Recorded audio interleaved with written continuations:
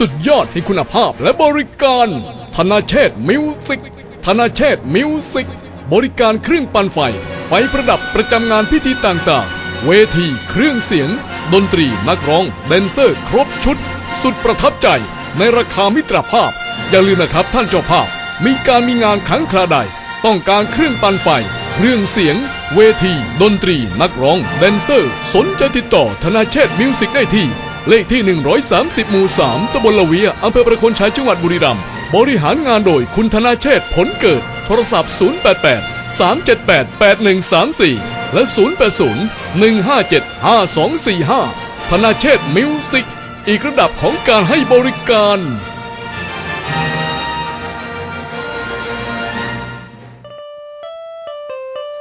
ช่วงนี้นะฮะมาพบกับนักดนตรีกันบ้างครับ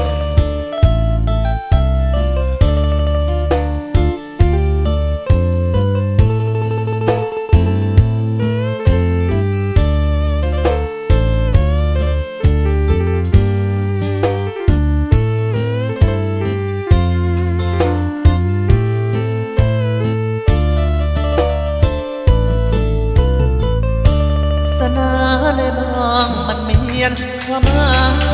ยเคยเลี้ยงเปลี่ยนใจเลี้ยงเปลี่ยนจะโดยบอกสนาได้บอกเมียมันเมียนราเลี้ยงเปลี่ยนจะโดยบอกรายงานเลี้ยงคนเกิดขมาสนาได้บอกหมดหวังเสียแล้วเคยเนียบเกิดแล้วเมียนเววกับหนุ่มเสียทีมันนึกรอโดยบอกหรือจะมาได้ดีเนียงเว้ยมันนึกรออย่างดีก็แค่นั้น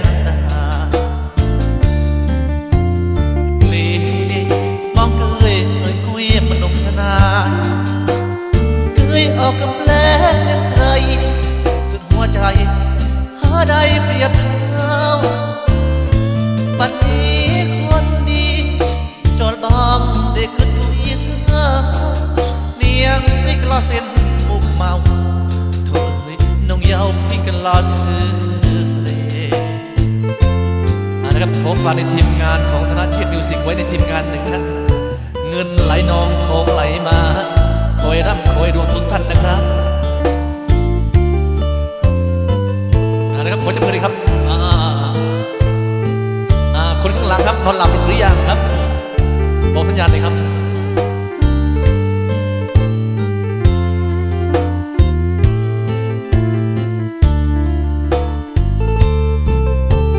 เพลงบอกคุยกับหนุ่มมันหนุ่มสนายออกกำแปลงเลี้ยงใส่สุดหัวใจหาได้เปรียบเท่าบัดนี้คนดีจอดบ้างเด็กเกิดกุยสาเนียงพี่กรอเส้นมุกเมา